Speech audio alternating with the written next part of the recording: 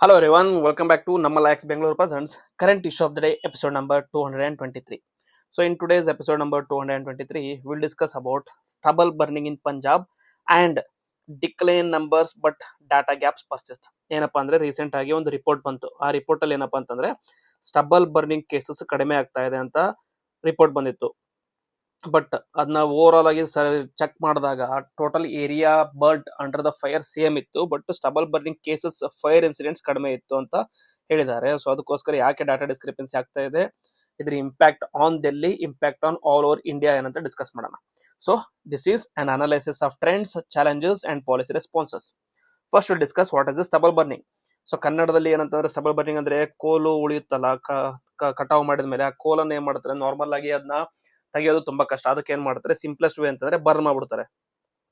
Okay, simplest ಆಗಿ burn ಮಾಡ್ಬಿಡ್ತಾರೆ. So ವ್ಯವಸಾಯ ಆಗಿ ಕೋಲ್ ಅಥವಾ ಕಟಾವು ಮಾಡಿದ ಮೇಲೆ ಉಳಿದಿರುವಂತ ಹುಲ್ಲು ಅಥವಾ ತ್ಯಾಜ್ಯ ಇರುತ್ತಲ್ಲ, ಅದನ್ನ ಸುಡೋದಕ್ಕೆ ಸ್ಟಬಲ್ ಬರ್ನಿಂಗ್ ಅಂತ ಕರಿತೀವಿ. ಸೊ ಇದು ನಾರ್ಮಲ್ ಆಗಿ ಪಂಜಾಬ್ ಇದರಲ್ಲಿ ಯಾವ ಟೈಮಲ್ಲಿ ಆಗುತ್ತೆ ಅಂದ್ರೆ ಪೀಕ್ ಸೀಸನ್ ಅಕ್ಟೋಬರ್ ಮತ್ತೆ ನವೆಂಬರ್ ಅಲ್ಲಿ. ಯಾಕಪ್ಪ ಅಂತಂದ್ರೆ main region Punjab and Haryana. So ಬರೀ ಅಲ್ಲಷ್ಟೇ ಆಗುತ್ತೆ ಅಂತಂದ್ರೆ ಇಲ್ಲ, ಆಲ್ ಓವರ್ ಇಂಡಿಯಾದಲ್ಲೂ ಮಾಡ್ತಿರ್ತಾರೆ. ಬಟ್ ಅದು ಯಾಕೆ ಇಂಪಾರ್ಟೆಂಟ್ ಆಗುತ್ತೆ ಅಂದ್ರೆ ಇದ್ರ impact is directly correlated to Delhi air pollution. ಅದಕ್ಕೋಸ್ಕರ ನಾರ್ಮಲ್ ಆಗಿ ನ್ಯೂಸ್ ಅಲ್ಲಿ ಇರುತ್ತೆ. ಸೊ ಏನಪ್ಪಾ ಅಂತಂದ್ರೆ from every October to November, North India faces a recurring environmental crisis as farmers burn crop residue across vast agricultural lands. This practice creates air pollution that engulfs Delhi NCR region and area beyond. The timing coincides with the critical transition period between paddy harvest and wheat sowing, creating a perfect storm of agricultural necessity and environmental damage. ಏನಾಗುತ್ತೆ ಅಂದ್ರೆ ಅವರು ಮುಂಚೆ ಭತ್ತನ ಹಾಕಿರ್ತಾರೆ, ಭತ್ತವನ್ನು cut ಮಾಡಿ ಅದಾದ್ಮೇಲೆ next wheat ಹಾಕ್ಬೇಕಾಗಿರುತ್ತೆ. But ಭತ್ತ cut ಮಾಡಿದ ಮೇಲೆ ಇರುವಂತ ತ್ಯಾಜ್ಯ ಇರುತ್ತಲ್ಲ, ಕ್ರಾಪ್ ರೆಸಿಡ್ಯೂ, ಅದನ್ನ ಕಂಪ್ಲೀಟ್ ಆಗಿ ರಿಮೂವ್ ಮಾಡೋದು ತುಂಬಾ ಕಷ್ಟ ಇರುತ್ತೆ. ಅದಕ್ಕೋಸ್ಕರ ಏನ್ ಮಾಡ್ತಾರೆ, ಅದನ್ನ ಬರ್ನ್ ಮಾಡ್ತಾರೆ. ಸೊ ಈ ಪೀರಿಯಡ್ ಯಾವ ತರ ಅಂದ್ರೆ ಅಕ್ಟೋಬರ್ ಟು ನವೆಂಬರ್, ಅಕ್ಟೋಬರ್ ವರೆಗೂ ಭತ್ತನ ಬೆಳೆದಿರ್ತಾರೆ. ನೆಕ್ಸ್ಟ್ ವೀಟ್ ನ ಮಾಡ್ಬೇಕಾಗಿರ್ತಾರೆ, ಗೋಧಿನ ಹಚ್ಬೇಕಾಗಿರುತ್ತೆ, ಅವರು ಗೋಧಿ ವ್ಯವಸಾಯ ಮಾಡೋಕ್ಕಾಗಿರುತ್ತೆ. ಅದಕ್ಕೋಸ್ಕರ ಬರ್ನ್ ಮಾಡ್ತಾರೆ. ಓಕೆ, ಇದು ನೋಡಿ ರೀಸೆಂಟ್ ನಾಸಾ ಇಮೇಜ್ ನೋಡಬಹುದು ನೀವು. Okay, so stubble burning Punjab ಮತ್ತೆ ಹರಿಯಾಣ ರೀಜನ್ ಅಲ್ಲಿ ಜಾಸ್ತಿ ಆಗುತ್ತೆ. ಸೊ ಇದರಿಂದ ನೆಕ್ಸ್ಟ್ ನೋಡಿ ಏರ್ ಪೊಲ್ಯೂಷನ್ ಯಾವ ರೀತಿ Delhi around region, NCR region ಅಲ್ಲಿ ಯಾವ ರೀತಿ ಏರ್ ಪೊಲ್ಯೂಷನ್ ಆಗುತ್ತೆ ಅಂತ. ಓಕೆ, ಜೊತೆಗೆ ಈ ಟೈಮ್ ಯಾವಾಗ ಬರುತ್ತೆ ಅಂದ್ರೆ ಎಕ್ಸಾಕ್ಟ್ಲಿ ನಮ್ಮ ದೀಪಾವಳಿ ಆದ ತಕ್ಷಣ ಬರುತ್ತೆ. ಸೊ ಆಲ್ರೆಡಿ ಡೆಲ್ಲಿಯಲ್ಲಿ ದೀಪಾವಳಿ ಅಂದ ತಕ್ಷಣ ಒಂದು ರೀತಿಯಾದಂತ ನೆಗೆಟಿವ್ ಇಂಪ್ಲಿಕೇಶನ್ ಇದೆ. ಯಾಕಂತಂದ್ರೆ ದೀಪಾವಳಿಯಲ್ಲಿ ಕ್ರ್ಯಾಕರ್ಸ್ ನ ಬರ್ನ್ ಮಾಡೋದ್ರಿಂದ Delhi air quality index will be worst in the world ಅಂತ ಹೇಳ್ಬೋದು, ಅಷ್ಟು ಕಡಿಮೆ ಆಗಿರುತ್ತೆ. ಅದಕ್ಕೋಸ್ಕರ ಜೊತೆಗೆ stubble burning plus Deepavali cracker ಎಲ್ಲ ಸೇರಿ ಈ ಟೈಮಲ್ಲಿ ಎಸ್ಪೆಷಲಿ ವಿಂಟರ್ ಪೀರಿಯಡ್ ಇನ್ ಡೆಲ್ಲಿಯಲ್ಲಿ they will be experiencing huge air pollution ಅಂತ ಹೇಳ್ಬೋದು. ಓಕೆ, ಬಟ್ ಟುಡೇ ಇವಾಗ ದೀಪಾವಳಿ ಅಲ್ಲ, will just keep it to air quality index during and its impact due to stubble burning ಬಗ್ಗೆ ನೋಡೋಣ ಅಷ್ಟೇ.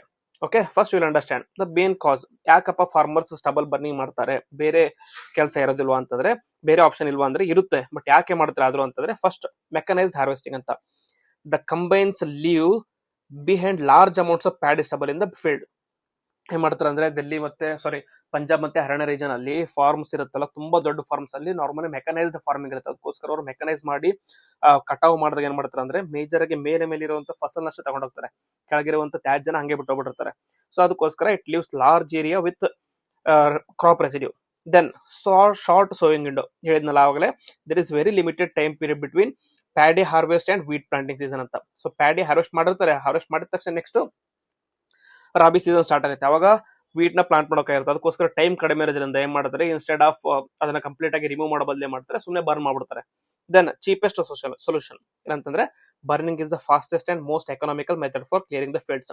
ಬೇರೆ ಏನಪ್ಪಾ ಅಂತಂದ್ರೆ ಪ್ರತಿಯೊಂದು ತ್ಯಾಜ್ಯನು ಕೂಡ ತೆಗೆದಾಕದಾಗ್ಲಿ ಅಥವಾ ಬೇರೆ ಪೂಸಾ ಡಿಕಂಪೋಸರ್ ಅಂತ ಇದೆ, ಅದೆಲ್ಲ ಕಾಸ್ಟ್ಲಿ. ಸೊ ಅದಕ್ಕೋಸ್ಕರ ಏನ್ ಮಾಡ್ತಾರೆ ಫಾರ್ಮರ್ಸ್, ಸೊ ಚೀಪೆಸ್ಟ್ ಸೊಲ್ಯೂಷನ್ ಇದೆ ಅಲ್ವಾ ಅಂತ ಹೇಳಿ ಬರ್ನ್ ಮಾಡ್ಬಿಡ್ತಾರೆ. Okay, next environmental impact. So this is one of the major topic of discussion ಅಂತ. ಇದ್ರ ಎನ್ವಿರಾನ್ಮೆಂಟಲ್ ಇಂಪ್ಯಾಕ್ಟ್ ಏನಾಗುತ್ತೆ ಅಂದ್ರೆ it releases very harmful toxic pollutants. ಯಾವ್ದಂದ್ರೆ PM2.5 ಮತ್ತೆ PM10 ಪಾರ್ಟಿಕ್ಯುಲೇಟ್ ಮ್ಯಾಟರ್ ರಿಲೀಸ್ ಮಾಡುತ್ತೆ. So these are the major chief contributor to Delhi's worsening air quality index ಅಂತ ಹೇಳ್ಬೋದು. Okay, air quality index ನ ನಾವು ಸ್ಟಡಿ ಮಾಡಿದಾಗ ಮೇಜರ್ ಆಗಿ national air quality monitoring programme ಅಂತ ಇರುತ್ತೆ. ಇದರಲ್ಲಿ ಬರೀ 4 ಪೊಲ್ಯೂಟೆಂಟ್ಸ್ ನ ನಾವು ಐಡೆಂಟಿಫೈ ಮಾಡ್ತೀವಿ, ಅದು ಸ್ಟಡಿ ಮಾಡ್ತೀವಿ. ಅದರಲ್ಲಿ PM2.5 and PM10 particular matter 10 ಜೊತೆಗೆ nitrogen dioxide and sulphur dioxide ನ ಸ್ಟಡಿ ಮಾಡ್ತೀವಿ. Okay, then national air quality index ಅಲ್ಲಿ ಏನ್ ಮಾಡ್ತೀವಿ, ಇದ್ರ ಜೊತೆಗೆ 4 ಜೊತೆಗೆ ಬೇರೆ ಮರ್ಕ್ಯುರಿ, ಕಾರ್ಬನ್ ಮೊನಾಕ್ಸೈಡ್ ಪ್ಲಸ್ ಬೇರೆ ಇನ್ನೆರಡು ಇನ್ಕ್ಲೂಡ್ ಮಾಡ್ತಾರೆ. ಜೊತೆಗೆ ಆಂಬಿಯಂಟ್ ಏರ್ ಕ್ವಾಲಿಟಿ ಇಂಡೆಕ್ಸ್ ಅಲ್ಲಿ ಈ 8 ಜೊತೆಗೆ ಮತ್ತೆ 4ನೇ ಇನ್ಕ್ಲೂಡ್ ಮಾಡ್ತಾರೆ. ಸೊ ನಾರ್ಮಲ್ ಆಗಿ ಏರ್ ಕ್ವಾಲಿಟಿ ಇಂಡೆಕ್ಸ್ ಅಲ್ಲಿ 8 ಪೊಲ್ಯೂಟೆಂಟ್ಸ್ ನಾವು ಮೇಜರ್ ಮಾಡ್ತೇವೆ. ಅದರಲ್ಲಿ ಮೇಜರ್ ಆಗಿ 8 ಪೊಲ್ಯೂಟೆಂಟ್ಸ್ ಅಲ್ಲಿ ಜಾಸ್ತಿ ಇಂಪ್ಲಿಕೇಶನ್ಸ್ ಅಥವಾ ಜಾಸ್ತಿ ಇಂಪ್ಯಾಕ್ಟ್ ಇರೋದು ಯಾವುದು PM2.5 ಮತ್ತೆ PM10. ಸೊ ಇದರಲ್ಲಿ ಸ್ಟಬಲ್ ಬರ್ನಿಂಗ್ ಮಾಡಿದಾಗ ಮೇಜರ್ ಆಗಿ ರಿಲೀಸ್ ಆಗೋದು ಯಾವುದು PM2.5 ಅಂಡ್ PM10. ಅದರಿಂದ air quality index obviously negative ಆಗಿ ತೋರಿಸುತ್ತೆ. And nitrogen oxide, carbon dioxide and methane. Okay, so mercury ಅಲ್ಲ, ಮಿಥೇನ್. ಓಕೆ, ದೆನ್ ಕಾನ್ಸಿಕ್ವೆನ್ಸಸ್ ಏನಪ್ಪಾ, ಈ ಪೊಲ್ಯೂಟೆಂಟ್ಸ್ ರಿಲೀಸ್ ಆಗೋದ್ರಿಂದ ಕಾನ್ಸಿಕ್ವೆನ್ಸಸ್ ಏನಂತಂದ್ರೆ it will result in severe smog in Delhi NCR region.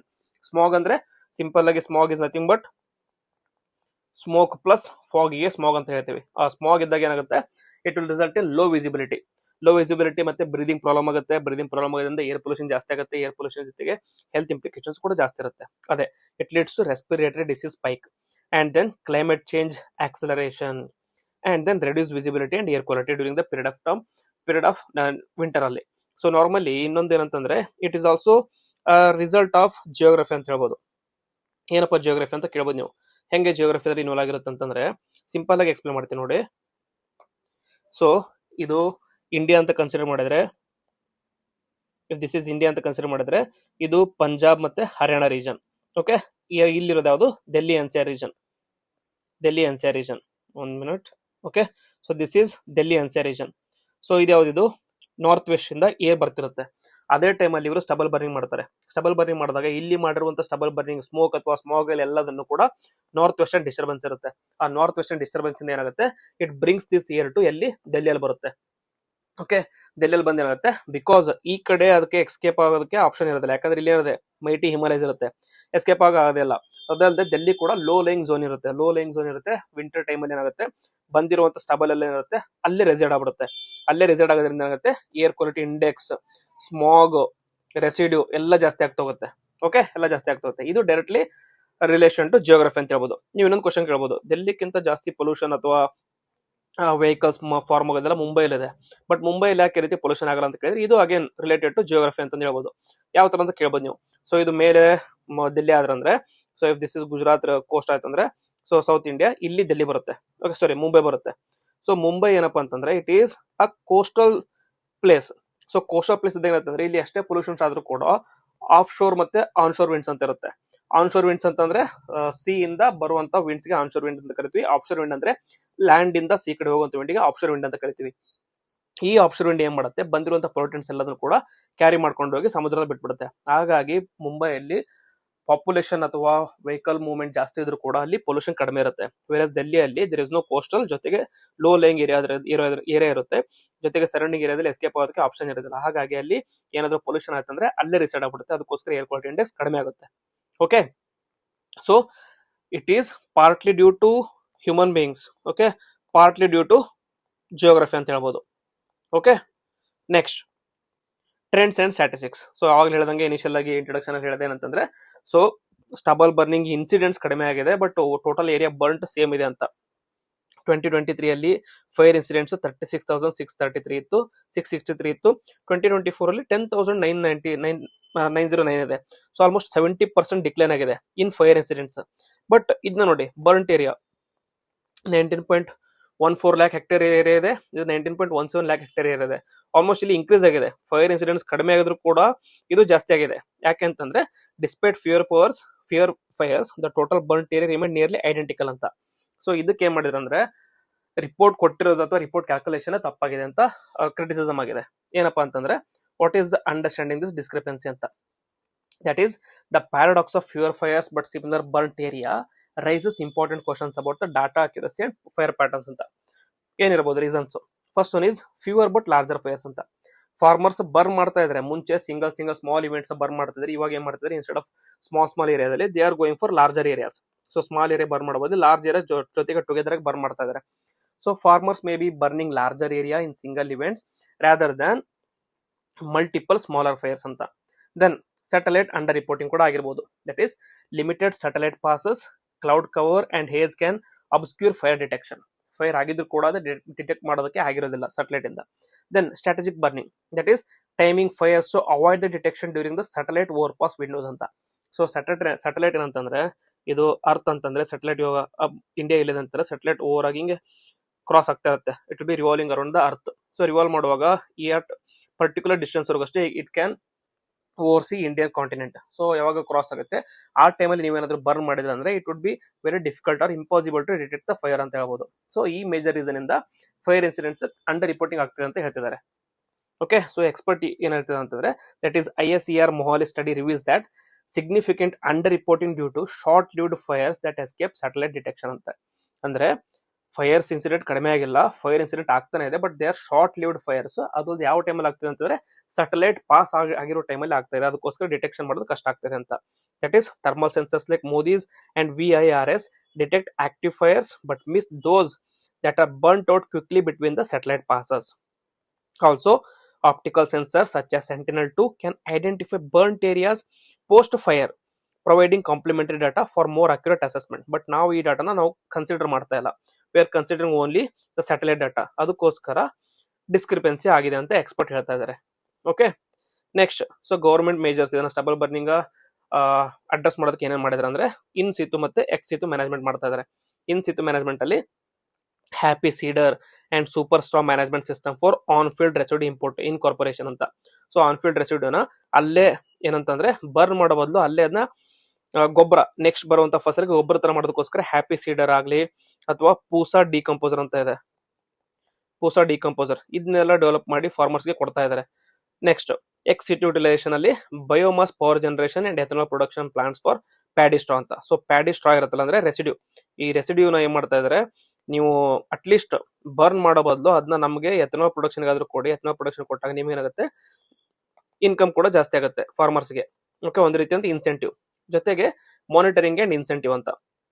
That is financial support schemes and drone based surveillance for compliances. ಇದನ್ನೆಲ್ಲ ಮಾಡ್ತಾ ಇದ್ದಾರೆ government ಅವರು.